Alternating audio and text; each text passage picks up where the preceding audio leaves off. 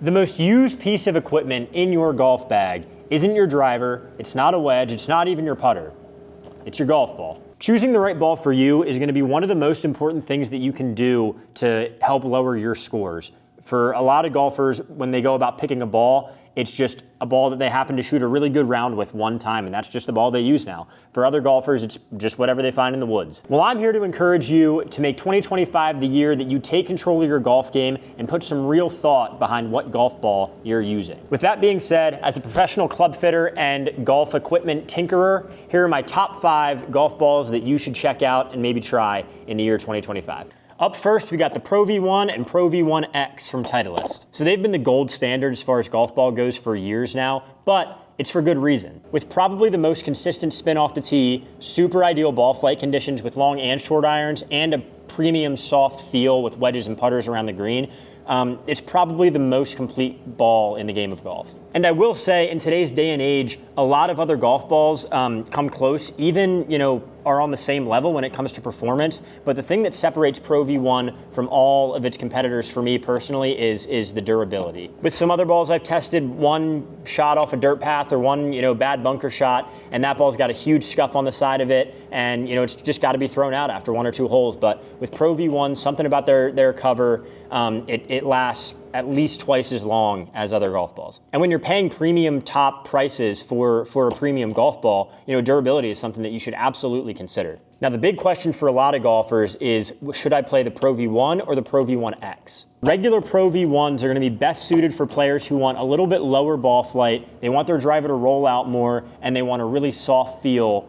around the green with wedges and putters. These are going to be great for somebody who spins the ball a ton, and sometimes on their driver or their iron, that ball starts to balloon up in the air a little bit and they lose a little bit of distance. The Pro V1 is going to be a great option to lower that spin, lower that ball flight a little bit, and it'll be great helping them out there. Pro V1X is pretty much the opposite for players who want to hit it a little bit higher. Maybe they have a tough time spinning the ball enough. The Pro V1X is going to do a great job helping them spin it more. The X is also going to feel a little bit firmer off wedges and putters and around the green and on, touchy-feely shots. It's going to be a little bit more firm than the Pro V1. Overall, I don't think there are too many golfers on planet Earth that wouldn't benefit from either a Pro V1 or a Pro V1X. So they're the leader in the clubhouse for good reason. Next up, we have the Srixon Z-Star family, which is going to include the Z-Star, the Z-Star Diamond, and the Z-Star XV.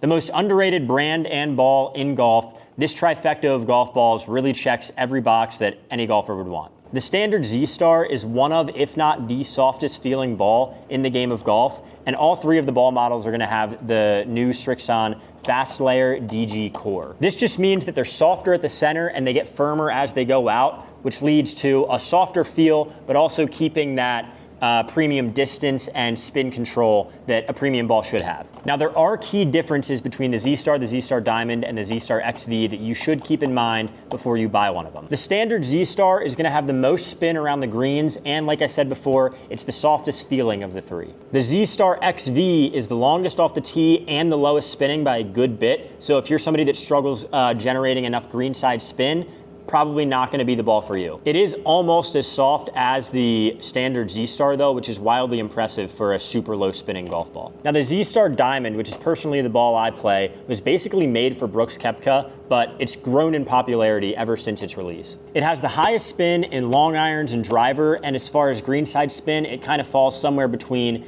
the standard Z-Star and the XV. And just like the other 2, the Diamond feels super buttery and super soft around the green off the putter and wedges. So overall, I think the Z-Star series from Srixon is my favorite or second favorite golf ball in the game, right up there with the Pro V from Titleist. Next up is going to be the Bridgestone TourB and TourBRX series. So Tiger is well known for playing Bridgestone balls. He's played them for a while now, and he recently made the switch from the TourBXS to the regular TourBX. Both of these balls were designed for players who swing driver at over 105 miles an hour, but the BX is going to be a little bit of a flatter flight with a little bit lower spin. So it's going to be a little bit longer off the tee, but it's not going to be quite as grabby around the green with your wedges. The BXS is pretty much just the opposite. It's going to spin more, so it's not going to go quite as far off the tee, but it's going to grab a little bit more and feel a little better around the green with your wedges. I also can't put my finger on exactly what it was, but something about these balls felt really, really, really good off the putter face, like better than just about any other ball that I've used. Now, the TourB RX and RXS really follow the same pattern as the BX and the BXS, but they were designed for players who swing driver at less than 105 miles an hour. And the only real knock that I had on these balls was that the outer cover just wasn't as durable as really anything else on this list. I remember I started the round off with a brand new ball, dumped my approach shot in a bunker on the first hole, and I had a really good bunker shot, you know, clean contact, everything, but there was a huge scuff on the one side, and I had to retire that golf ball after one hole. And like I said before, when you're paying top dollar for a premium golf ball, that's just a little thing that could absolutely deter you from buying that golf ball again. Performance-wise, however, I do think the TourBX and RX series from Bridgestone are one of the best balls out there and are definitely worth a shot. Fourth on the list is going to be the TP5 and the TP5X from TaylorMade. Now, it's in the name that both of these golf balls are going to be 5-layer golf balls, and they're going to have kind of the opposite characteristics of the Pro V1 and Pro V1X. So the X in the TP5 series is going to be lower launching, lower spinning, and the regular TP5 is going to be higher spinning and higher launching. Now, the performance is great, but the one thing that I want to mention specifically about these balls is the new alignment aid that they actually have on some of the balls. Now, on the old line of Tour Response golf balls, they had a line called Tour Response Stripe, and it had kind of this neon green or other colors stripe around the ball, and they found they had a lot of success. People really liked the way that you could roll those on the green and the way that you could line those up. And they've introduced that in the TP5 and TP5X series, which I think is really, really smart of them. But they've made it a little bit quieter with this kind of black and white look you see here on the box. It's not quite as in your face as the bright yellow line was, but it still gives you that benefit of having a line to actually line up your putt on the green. Now, personally, I've used the normal TP5 and TP5X on the course and I've really liked them, but I have yet to use the striped ones. So I'm really, really excited to do that, and I'll probably make a video when I do. So last, we are going to have the Callaway Chrome Tour and Chrome Tour X. So recently, going from the Chrome Soft series to this new Chrome Tour series, they've added a layer, so now they're a 4-piece golf ball, and they used to be a 3-piece golf ball. Callaway is also claiming that they've introduced a new core that's going to lead to more speed. They've also introduced a new deeper dimple pattern.